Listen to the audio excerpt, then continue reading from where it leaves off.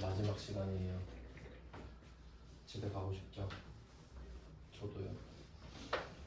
얼른 집 가서 공부해야 되는데. 그럼 다음 문제 가겠습니다.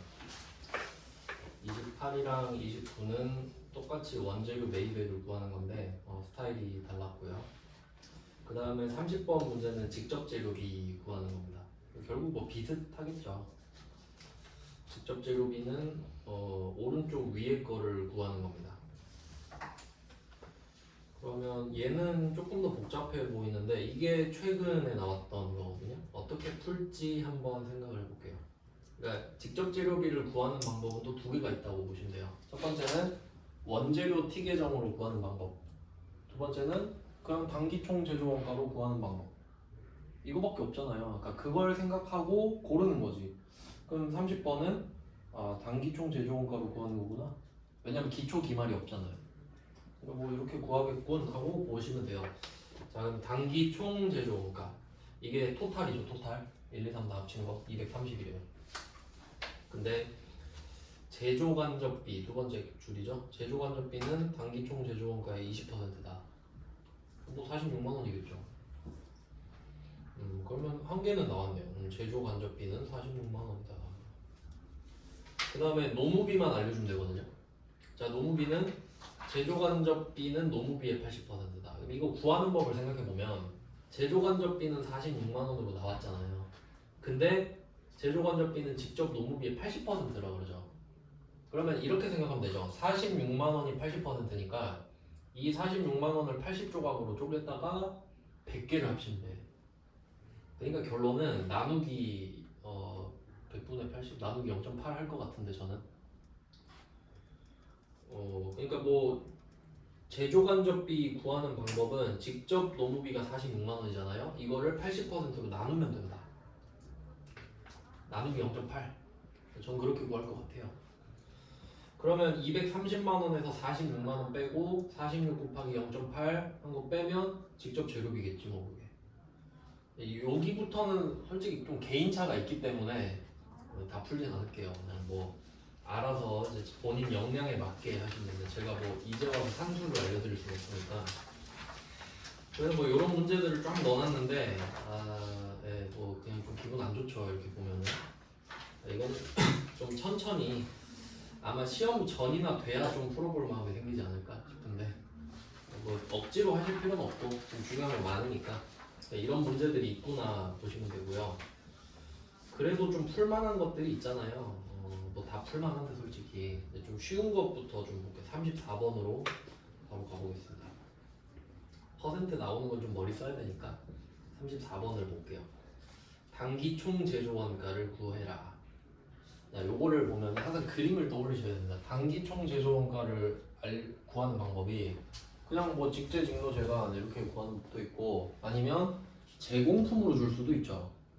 제공품에서 나머지 3개 알려줄 수도 있잖아. 근데 이거 확장해서 제품까지 끌고 갈 수도 있습니다. 제품을 갖고 가서 기초 매출원가 기말을 알려준 다음에 단기 제품 제조원가를 알려줘서 이걸 넘겨서 이걸 구하라고 할 수도 있잖아. 그러니까 그 왁구를 생각해야 된다는 거지. 그냥 멍하고 푸는 게 아니라. 단기총 제조원가는 왼쪽에서 주는 방법이 있고 오른쪽에서 주는 방법이 있겠구나. 가운데 있으니까. 이렇게 생각하셔야지. 항상 생각을 해야 됩니다. 그러면 34번은 자, 기초 제공품이랑 기말 제공품이 있고요. 그럼 기초 제공품, 기말 제공품 원래 있어야 돼요, 그렇죠?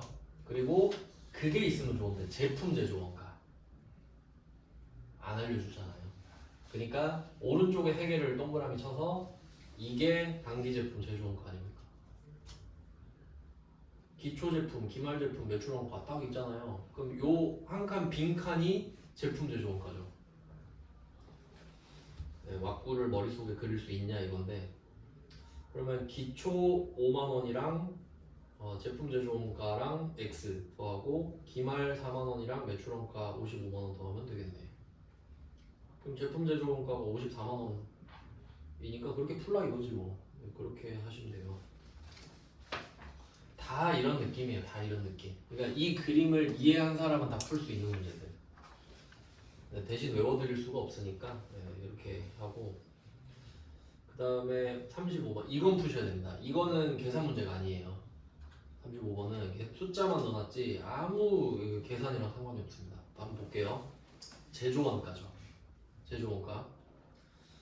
그러면 첫 번째 간접재료비. 제조원가에는 다 들어가요. 그러니까 간접재료비가 제조간접비잖아요. 그럼 제조원가 맞잖아요. 맞고. 자, 공장장 그려. 이거 간접 노무비죠. 이거 들어가지. 감가상각비는 경비거든요. 제조간접비죠. 임차료도 경비거든요. 제조간접비 들어가고.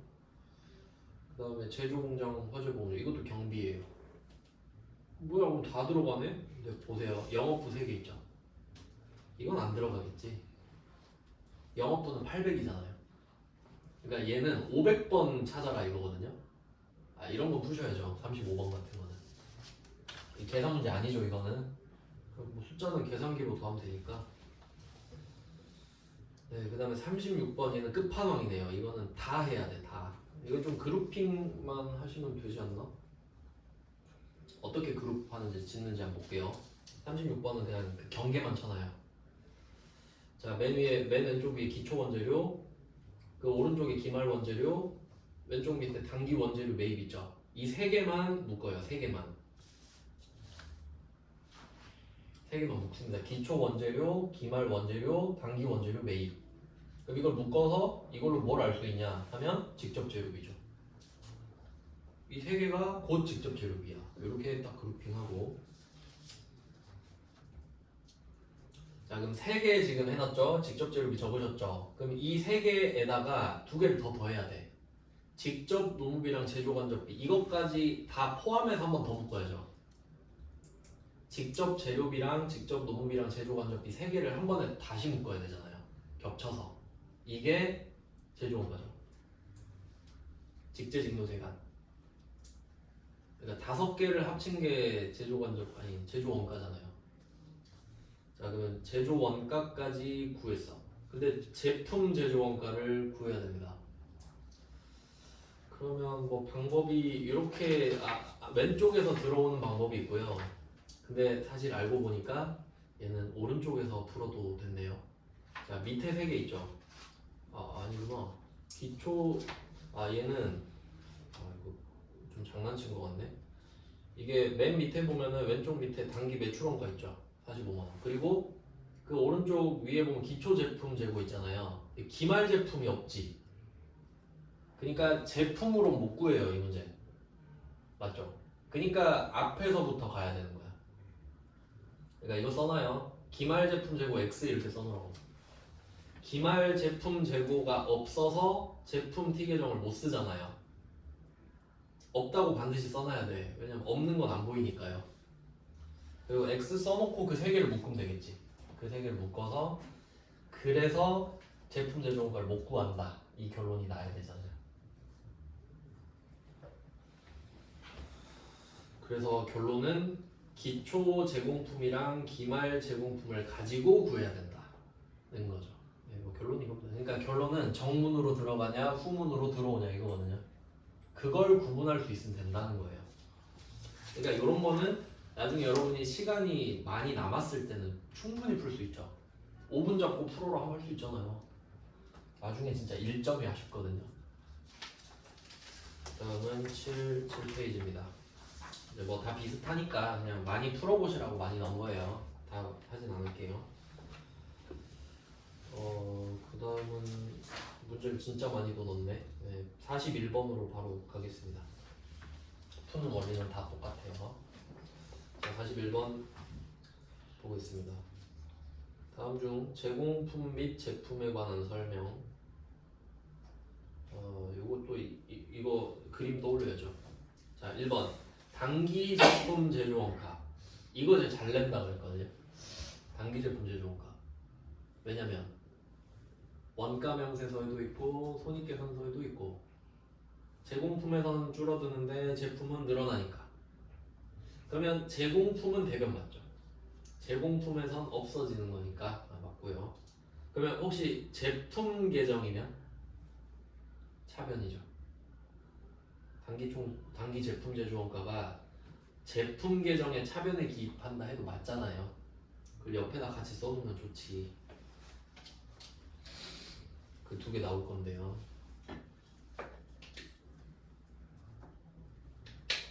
두 개니까 두 개를 써놓는 거예요. 나머지는 다 한 개거든요. 그 다음에 2번. 매출원가는 제품 대변밖에 없죠. 제품이 팔려야 되니까. 이건 그냥 이거밖에 없으니까. 그 다음에 3번. 기말 제공품은 손익계산서에 반영된다. 자, 손익계산서에 제품밖에 안 들어가지 않나? 그럼 기말 제공품이 왜 있어? 얘는 원가명세서라고 해봐. 그러니까 기말 제품이면 손익계산서 맞죠? 그러니까 이게 제품이랑 제공품을 잘못 봐서 틀린 경우도 있고, 뭐 몰라서 틀렸겠지만 사실. 그 다음에 4번. 직제, 직노, 재간을 합쳐서 제조원가라 한다. 단기총은 필요 없고 맞는 말이죠. 이런 거 맞히셔야 돼요. 그 다음은 8페이지입니다.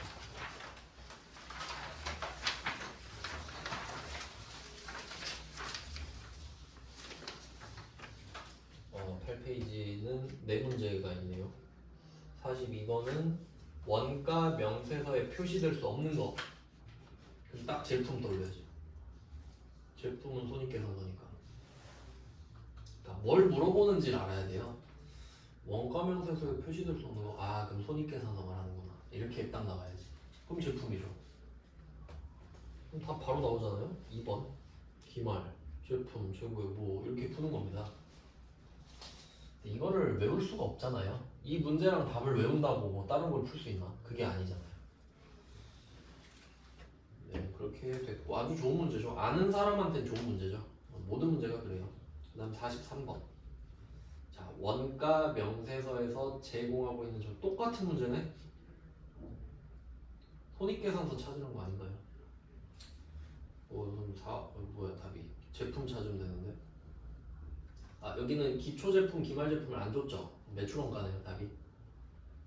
매출원가는 제품의 대변이죠. 그러니까 이게 머릿속에 딱 그려져 있어야 됩니다 이게. 근데 이 기출문제를 푸실 때는 요 그림을 옆에 두고 보면서 풀면 되지. 굳이 내가 연습할 때는 스트레스 받을 필요 없어요. 연습할 때는 놓고 보시면 돼요.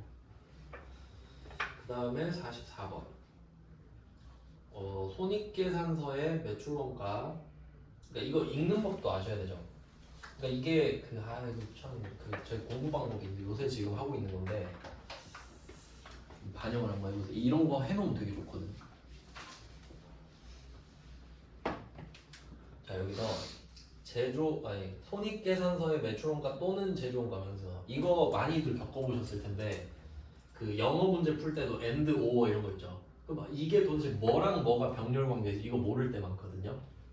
이제 그걸 하는 걸 알려드릴게요. 자, 여기서는 손익계산서 있죠. 손익계산서. 자, 파란색으로 넣었죠. 손익계산서의 매출원가죠. 매출원가는 그 하위예요. 맞죠? 그리고 또는이잖아요. 그 옆에 뭐야 이거 원가 명세서. 이런 식으로 색깔을 달리해서 그룹핑을 하면 되게 좋습니다. 색깔을 달리해서. 지금 잘 못 보여드리는데 실제로는 형광펜 같은 걸로 하면 좋아요. 아니면 색깔 볼펜. 그러니까 내가 색깔을 그냥 등급을 정해서 난 파란색이 위고 빨간색이 밑에야. 그럼 빨간색 하나밖에 없잖아요. 그러니까 요렇게구나. 그러니까 병렬은 얘 둘이구나. 아셔야지. 이런 게 진짜 중요해요. 솔직히 이거 안 하고 넘어가면 무슨 말인지 모르고 넘어가는 거거든요. 근데 문제를 어떻게 풀어? 뭔 말인지 모르는데. 그래서 그런 내용이구나. 네, 그렇게 물어보는 거네요. 또는 제조원가 명세서에 포함되지 않는 거? 해석할 필요도 없었네. 이거 보고 좀 웃겨야 정상 아닌가요? 나만 웃긴가? 4번이 답인데. 아예 어이없는 애가 나왔죠? 그러니까 원가 하면 적어도 재고자산이거든요, 범위가. 근데 유형자산이 왜 나와? 이거 보고 와 출제자 개착하다 하고 넘어가면 되죠. 쓸데없는 거 알려주고 있었네. 네, 선지가 너무 쉬웠죠. 그 다음에 45번. 요런 게 좀 어렵겠네요. 독해 문제죠. 단기 제품 제조원가에 영향을 미치지 않는 회계상의 오류? 좀 너무 간 것 같은데. 그럼 제품 제조 원가에 영향을 미친다 쪽에 포커스를 맞추면 되지 않을까요? 그럼 이것도 결국 그 왼쪽에 있는 이야기를 하겠다는 거네? 맞죠? 그 왼쪽에 있는 게 단기 제품 제조 원가에 영향을 미칠 거 아닙니까? 그러니까 원재료랑 제공품 이야기를 할 거 아니야. 그럼 한번 볼게요. 1번에 생산직 근로자의 인건비를 과대 계상했다. 이거는 직접 노무비고 곧 단기총 제조 원가고 뭐 어떻게 영향 미치겠죠. 그 다음에 2번 단기에 투입된 원재료를 과소했다. 그럼 직접 재료비 영향 미칠 거고 단기총 제조 원가 영향 미칠 거고 어떻게든 영향을 뭐 미치겠죠. 그러니까 왼쪽 거를 찾아라 이거잖아. 근데 4번 보시면 기초 원재료 얘도 마찬가지예요. 왼쪽이죠. 3번 뭐예요? 기말 제품 얘는 오른쪽이잖아. 오른쪽은 영향을 전혀 안 받죠. 결론은 이런 문제, 독해 문제. 왼쪽이냐 오른쪽이냐. 뒤에 또 비슷한 거 나옵니다. 재무회계 쪽에서. 그 다음 이제 9페이지인데요. 지금까지가 원가의 흐름인 거예요. 원재료, 제공품, 제품 되는 거. 그러니까 이거는 이렇게 보셔도 되고 원가 명세서, 손익계산서 이렇게도 또 보셔야 되죠. 두 가지로 보셔야 된다. 이렇게 좀 해놔야 그나마 나아요. 아무것도 안 하면 진짜 가닥을 못 잡습니다. 이런 식으로라도 해놔요. 다음은 9페이지죠. 요거 시험은 좀 잘 나오고 요거 좀 가성비 좋습니다. 이거 안 어려워요. 이거 말문제인데 얘는 그 보조 부문 원가를 제조 부문에 배부하는 방법 이렇게 돼 있는데 자 이제 배부 아까 한번 썼죠. 배부 뭘 배부한다고 했는지 기억나시나요? 원가 회계는 뭘 배부한다? 제조 간접비 맞죠? 그럼 이건 제조 간접비 이야기 맞죠? 아니 직접 재료비랑 직접 노무비는 배부할 필요가 없잖아. 이미 답이 나와 있는데. 그러니까 뭔가를 배부한다 그러면 제조 간접비인가? 라고 생각해야죠. 그것만 배부하니까. 네, 그 정도를 좀 생각하셔야 됩니다. 이것도 한번 볼게요. 그림으로 그려드릴게요.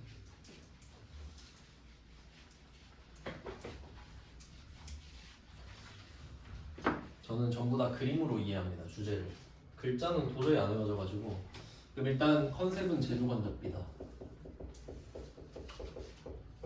제조간접비 배부예요. 그러니까 주제가 이렇게 써놓는데 제조간접비 배부. 간접비 배부 방법 이렇게 할게요. 제조간접비 배부 방법. 그럼 여기에서 나오는 말이 보조 부문이랑 제조 부문 이렇게 나오거든요. 보조 부문, 제조 부문. 그럼 어떤 느낌이냐면 제조 1A, 제조 2B, 보조 1C, X, Y로 할게요. 얘는 X, 보조 2, Y 뭐 이 정도 느낌이거든요. 그럼 부문이라고 말을 하는 거는 부문은 단위라고 생각하시면 돼요. 단위. 그러니까 내가 돈을 쓰는 단위. 그러니까 뭐 우리 돈 쓸 때도 뭐 식비, 여행비 이렇게 나누잖아요. 그 하나하나가 부문인 거예요. 그러면 제조 1이라는 이름으로 돈을 쓰는 거, 제조 2라는 이름으로 돈을 쓰는 거 이런 느낌인 거죠. 그래서 보통 이게 그냥 이렇게만 썼는데 문제 풀다 보면 뭐 이렇게 나오거든요. 아마 어떻게 나오더라? 뒤에 문제 있을 텐데. 수선 종류 이렇게 나오네. 수선 성형 조립 수선 종류 이렇게 하면 되겠다. 예를 들면은 제조 1이 성형이고 이 문제 그냥 그대로 보고 쓸게요. 성형 조립 수선 부분.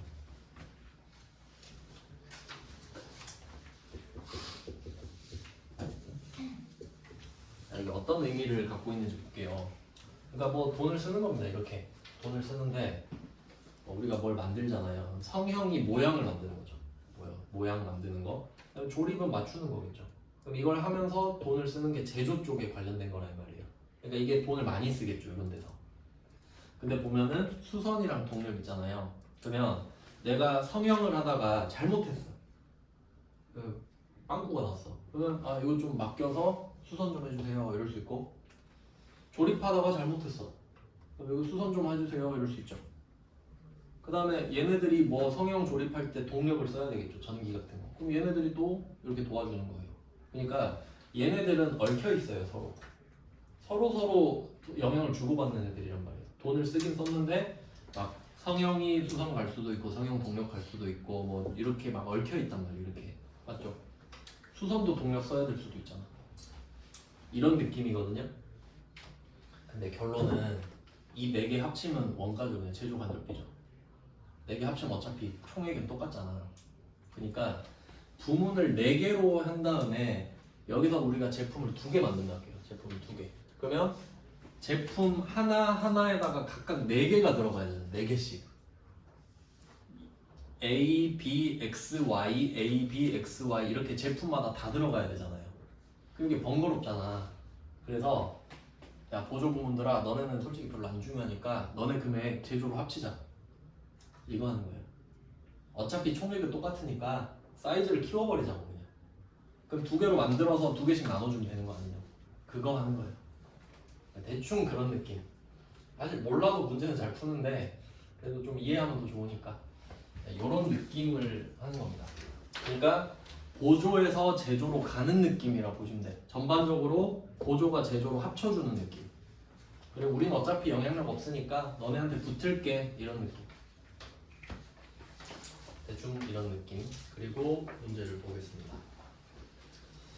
그러니까 이게 방법 이야기를 하는 거라서 방법 이름이 나오겠죠. 일단 방법 이름을 표시를 해볼까요? 알고 시작하면 좋으니까 3개가 있는데 1번에 직접 배분법 표시하고 2번에 단계 배분법, 3번, 4번 상호 배분법 아무거나 이렇게 3개예요. 상, 단, 직 이렇게 보는데 첫 번째 상호 배분법. 전 상단직 이렇게 외웠거든요. 상호 배분법, 그다음에 단계 배분법,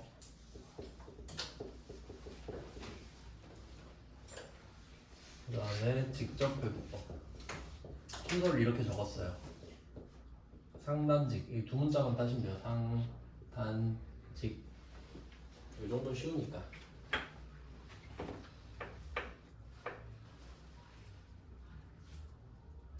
상단직. 참고로 그 46번은 배부법이라고 나왔고 47번은 배분법이라고 나왔는데 같은 말입니다. 뭐 쫄 필요 없죠. 이제 말장난 많이 치는 거 알겠죠. 그러니까 그게 배부랑 배분은 똑같은데 분배랑은 달라요. 분배는 약간 좀 공산주의 뭐 그런 느낌이 있고 배분은 조건에 맞게 주는 거예요. 기준에 맞게 인과관계 맞춰서. 자 그럼 한번 볼게요.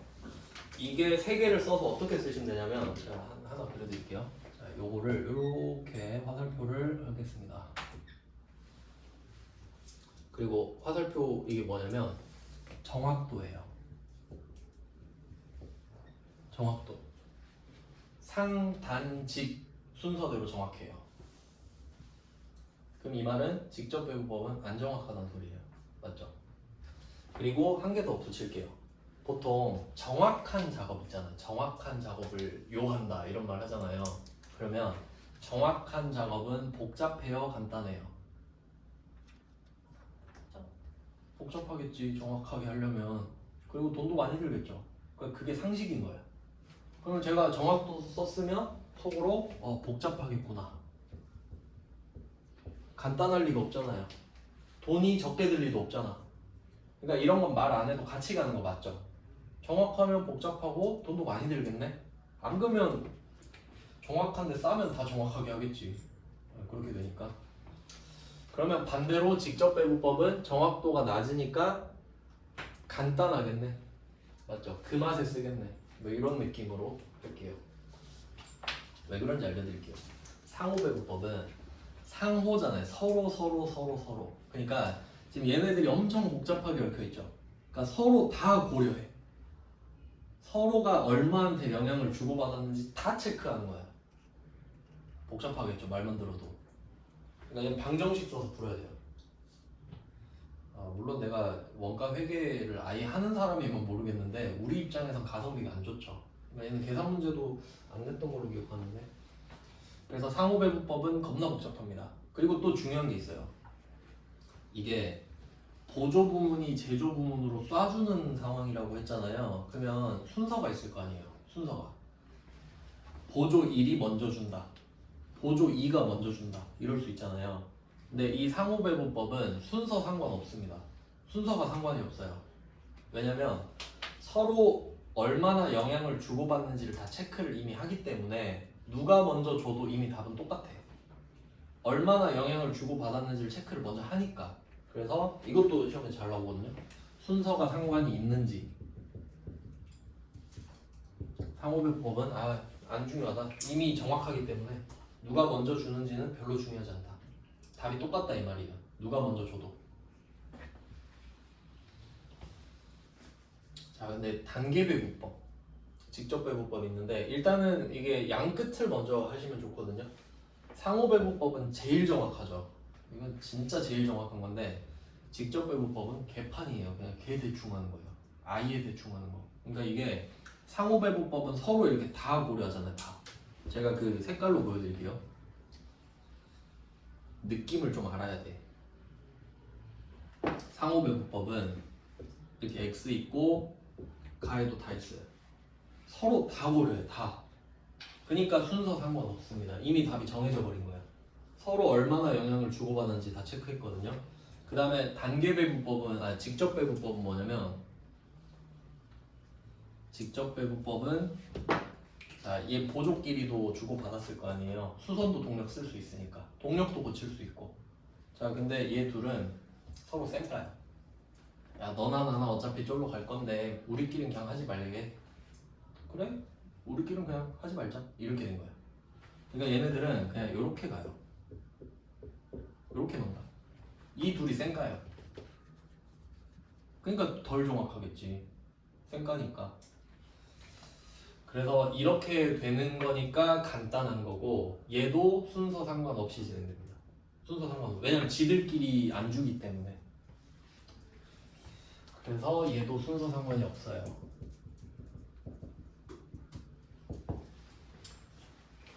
자, 그럼 이제 본능적인 촉이 발동하면 좋은데, 단계배분법은 순서 상관은 어떨 것 같아요?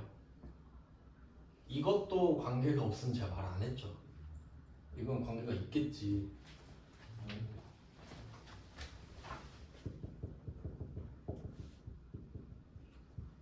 이것 좀 잘 내거든요. 순서 상관이 있다. 이제 이해를 해야죠. 답은 알려드렸으니까. 이게 시험에 나오는 다예요. 그러니까 이거 보고 풀면 다 풀거든요. 근데 문제는 이걸 내가 이해를 하면 좋잖아. 왜 그런지 볼게요. 그러니까 상호배분법이랑 직접배분법을 하나씩 알려드렸는데, 그러니까 둘이 너무 극단적이야. 상호배분법은 정확하긴 한데 너무 복잡하잖아요. 너무 피곤해. 하기가 싫어. 그렇다고 직접배분법 하자니 너무 개판이잖아요. 좀 이거 절충하는 방법이 없나? 이 생각을 하겠지. 그러면 너네 둘이 아예 쌩까진 말고 순서를 정해가지고 단계를 정하는 거야. 단계. 1단계, 2단계. 그래서 앞에는 제대로 하고 뒤에만 대충 하게. 앞에는 제대로 하고 뒤엔 대충 한다고. 용두사면. 앞에는 상호배분법처럼 하다가 뒤에만 직접배분법처럼 하는 거예요. 어떻게 되는지 알려드릴게요. 그럼 보조 1이랑 보조 2가 있잖아요. 순서가 중요하다 했죠. 그럼 보통은 금액이 큰 것부터 나눠주거든요. 그럼 수선이 더 크다고 하면은, 자, 얘는 보조에 나눠주고 제조해주고 제조해주고 얘는 없어져요. 맞죠? 다 나눠줬으니까. 자, 너네 다 나눠 가져하고 얘는 없어요. 아이템 뿌리고 이제 게임 접었어.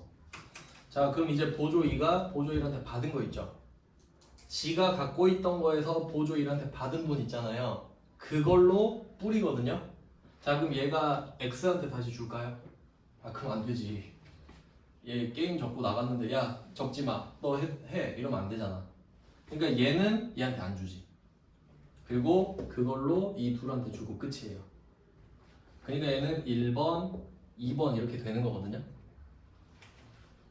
그럼 만약에 2번이 먼저 주면 금액이 바뀌어버리잖아. 그러니까 얘는 순서 상관이 있지. 뭐 그런 내용이에요.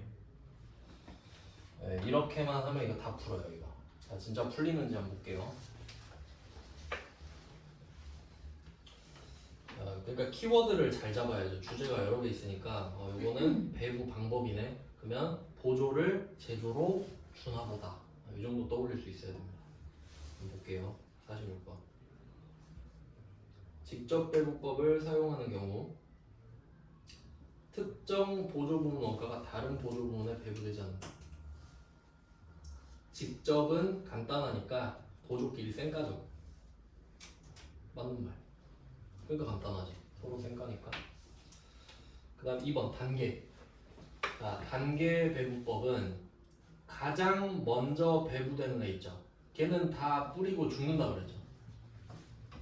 그 보조 부문 원가는 다른 보조 부문에 배부되지 않아요? 말 좀 잘못된 것 같죠? 가장 먼저 배부되는 보조 부문 원가는 다른 보조 부문에 배부를 하죠. 뭐 이렇게 낸다고. 그러니까 이거는 말로 외우는 게 아니라 그 그림을 떠올려야죠. 첫 번째는 다 주던데 세 군데다가 틀렸네. 배부된다 라고 하셔야죠. 아니면 두 번째부터는 안 될 수도 있지. 그 다음에 3번 상호 배부법은 배부 순서에 따라 배부액이 달라지지 않는다. 이미 답 나왔다 그랬으니까 맞고. 그 다음에 4번 상호 배부법은 완전 고려한다. 복잡하겠구나. 뭐 이렇게 생각하면 돼. 복잡하겠구나, 정확하겠구나까지. 그리고 답은 2번 나왔습니다. 쉽죠? 다 똑같아요. 그 다음 47번 또 배분. 자, 1번 직접 배분법은 상호 간의 무시, 쌩까죠. 쌩까고 보조 부문 원가를 각 제조 부문에만 배분을 하는 방법. 맞죠? 맞는 말이고. 그 다음에 2번 단계 배분법은 배분 순서를 정해서 그 순서에 따라 보조 부문 원가를 다른 보조 부문에 단계적으로 한다. 얘는 그 단계 배분법은 순서라는 말이 좀 중요해요. 순서에 따라 답이 달라지기도 했고 순서가 유일하게 의미가 있으니까 키워드가 순서와 뭐 단계 정도가 됩니다. 맞고요. 그 다음에 3번 상호 배분법은 이건 보조 부문 간이라고 나왔는데 보조 부문 간뿐만 아니라 그냥 다 완전 고려죠. 그냥 서로 다. 맞는 말이고. 이런 거 바로 주워 먹어야죠. 4번 상호 배분법은 이론적으로 가장 타당하다? 뭐 이건 그렇다 치고 계산이 간단하진 않죠. 이런 게 틀린 거죠. 계산이 복잡하겠지. 그 다음 48번 다 똑같아요. 풀다 보면은. 자, 1번 직접 배분법은 오로지 제조 부문에만. 그러니까 이게 쌩깐다는 소리죠. 보조 부문끼리 서로 쌩까니까 제조 부문에만 주죠. 이런 식으로 좀 패러프레이징 된 거를 잘 찾으시면 돼요. 그 다음에 2번 단계 배분법은 배분이 끝난 보조 부문 이렇게 돼 있죠. 자, 배분이 끝난 보조 부문이 이게 아까 46번에 2번에서는 가장 먼저 배부되는 이렇게 나왔지. 가장 먼저 배부했으니까 배부가 끝났지. 네, 이렇게 해석하셔야 된다. 얘한테는 다시 배분하면 안 되죠. 네, 맞고. 그다음에 3번 상호 배분법은 배분 순서를 결정해? 아닙니다. 서로 상호 간에 고려를 하기 때문에 비율이 이미 정해져 있죠. 그러니까 순서가 상관이 없습니다. 그 다음에 4번 요거는 살짝 지역적인 것 같은데 이건 다른 주제인 것 같기도 하고. 건물 관리 부문 원가. 건물 관리라는 말이죠. 건물 관리. 이때 배분 기준인 면적 사이에는 합리적인 인과관계가 있다. 그러니까 이건 딱 이것만 보면 돼요. 건물 관리 면적 이것만 표시해요. 건물 관리랑 면적. 이게 무슨 말이냐면 그러니까 우리 학원 이야기를 해주면은 우리 학원이 지금 6층, 5층, 4층이 다 우리 학원이에요. 4층에 뷰티도 여기 거예요. 5층 게임도 여기 거고. 근데 아마 5층은 좀 좁아요, 면적이. 6층은 여기 전부 다 학원이잖아요. 5층은 뭐 치과도 있고 막 그래요. 그래서 그 여기 주차장에서 자리를 배정을 해주는데 6층은 주차 자리를 많이 줬어. 넓으니까. 맞죠? 그럼 5층은 똑같이 주진 않을 거 아니야. 넓이가 좀 적으니까. 그러면 건물을 관리할 때 당연히 기준은 뭐예요? 면적이지. 그럼 혹시 그러니까 비교를 하면 이런 거예요. 만약에 6층이 넓고 5층이 좁다 그랬잖아요. 근데 만약에 직원이 5층이 2배가 많아. 그러니까 5층은 적은데 막 직원이 많아. 근데 6층은 직원이 적어요. 그럼 직원 수대로 할까요? 혹시 건물 관리를? 그러지 않는다는 거야. 그러니까 건물 관리는 면적대로 하는 게 맞다는 소리지. 무슨 말인지 알겠어요? 그럼 건물 관리하면 면적대로 하는 게 맞겠지. 뭐 직원 수가 뭐가 중요하겠어요? 평수가 넓으면 비싼 거 아니야? 그러니까 건물 관리는 면적이라고 지금 하는 이야기가. 알겠죠? 그러니까 나머지 나오면 다 틀린 말이라고. 뭐 직원 수 이딴 말 나오면 다 틀린 말이구나. 그 다음에 49번. 1번 직접 배부법은 일부 고려? 일부? 보조 부문간 일부 고려합니까? 쌩 까는데? 쌩 까는 걸 우리가 일부 고려한다고 하나? 완전 무시죠. 완전 무시. 이런 거에 혹하면 안 된다고요. 직접은 보조끼리 아예 쌩 까기로 했죠. 아예. 바로 틀렸고. 아예 고려를 하지 않습니다. 그 다음에 2번 상호배부법은 완전 고려 맞고요. 그래서 완전 고려하죠. 그 다음에 또 상호배부법이네. 상호배부법은 키워드만 딱 표시하게 정확. 그 다음에 시간과 비용이 소요된다 이렇게 하죠. 뭐 어제 말씀드렸는데 정확하게는 시간과 돈을 비용이라고 하지만 여기서 뭐 그렇게 말을 하는 것 같습니다. 보통 그렇게 말을 하죠. 돈만 비용이라 하죠. 맞고. 그러니까 단점도 있다는 소리예요. 그 다음 4번 단계배부법 적용 시 가장 많은 부문의 용역을 제공하는 보조부문. 그러니까 이게 그냥 돈 많이 쓴 곳입니다. 덩치가 크니까 먼저 주라 이거야. 그리고 상대적으로 적은 부문의 용역을 제공하는 보조부문 순. 이게 순서가 중요하겠죠. 단계배부법. 그러니까 순 하나만 표시하시면 돼요. 얘는 순서가 있었지, 의미가 있었지 정도. 그 다음에 50번 1번 직접 배부법은 틀렸죠? 가장 잘 반영하지 않죠. 가장 덜 반영하죠. 아예 반영을 안 하죠. 그 다음에 2번 단계배부법은 근데 이건 좀 모르겠다. 상호배부법보다 우수하다? 그러니까 솔직히 이건 주관적이죠. 그러니까 이런 거는 그냥 판단을 하시면 안 돼요 사실. 누가 잘난지 어떻게 알아? 근데 옆으로 가보면 주관적 판단에 따라 결과가 달라지는 단점이 있다. 이건 맞는 거죠.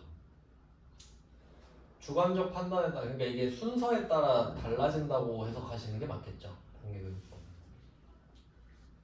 조금 완성도가 아쉽네요 문장이. 2번을 후보로 올리겠습니다 저 같으면. 일단 그나마 비슷하니까. 그 다음에 3번 임차료. 임차료 나왔죠. 그럼 이거 직원 수에 따라 매길까요? 면적 가야겠지. 맞죠? 그럼 얘는 작업 인원 수래. 틀렸죠? 면적이겠죠? 그러니까 좀 응용하실 줄 알아야 돼요. 건물 관리가 결국 임차랑 관련이 있을 거 아니에요. 그게 면적이겠지. 그 다음에 4번 직단상 이렇게 나왔는데 직단상 이 차이는 보조 부문 상호 간 용역 수수 반영 정도 차이다. 맞죠? 그럼 이게 답인 거예요. 왜냐면 이건 너무 정확하니까. 그러니까 2번은 답 아닌가요? 하는데 원래 사지선다라는 거 뜻이 가장 답에 가까운 거 찾는 겁니다. 그럼 2번도 답일 수 있어요. 근데 4번이 너무 답이잖아요. 너무 답이니까 그래요. 그러니까 제 생각에는 2번이 그것 때문에 틀린 것 같아. 상호배부법보다 우수하다고 판단을 한 것 자체가. 지가 뭔데 판단을 해요. 사람마다 느끼는 게 다른데. 근데 아마 이 문제는 상호배부법이 우수하다고 생각했을 겁니다. 다음에 51번. 이거 보너스 문제죠? 상단지 3번 51번 3번 뭐 이렇게 풀고 그 다음에 뭐 밑에 계산 문제 전까지만 싹 풀게요. 4개 55번까지 10페이지에 52번 원가 배분은 최근 문제입니다. 최근 문제를 조금 더 눈여겨보셔야 돼요. 트렌드에 가까우니까 52번은 보조 부문들 간의 배분 순서를 정한다. 여기서 답 나와야 되는데 단계배분법 아니에요? 순서를 정하는 건 얘밖에 없습니다. 왜냐면 다른 애들은 순서가 의미가 없잖아요. 그럼 뭐 정할 의미가 없죠. 네, 그리고 여기서 끝인 겁니다. 더 볼 필요가 없어요. 그 다음에 53번 적합하지 않은 거. 자, 1번 건물 관리 면적 맞죠? 2번 노무 관리. 이건 뭐 인사 관리라고 보셔도 될 것 같은데. 저번 수 맞죠? 그 다음에 3번 검사 부문. 검사 수량, 검사 시간 뭐 괜찮은 것 같은데. 검사 횟수 이렇게 와도 될 것 같고. 수량, 시간, 횟수 융통성 있게 보시면 돼요. 그 다음에 4번 구매 부문. 기계 시간. 구매 금액이나 구매 횟수 이런 거 아닐까? 구매량 이런 거나 맞죠? 아예 뜬금없는 거죠. 4번이 틀렸습니다. 그러니까 사실 상식 문제잖아요. 이거는 54번 이제 맞는 겁니다. 1번 건물 관리 종업원 수 아니고 2번 종업원 복리후생 연령? 종업원 수죠.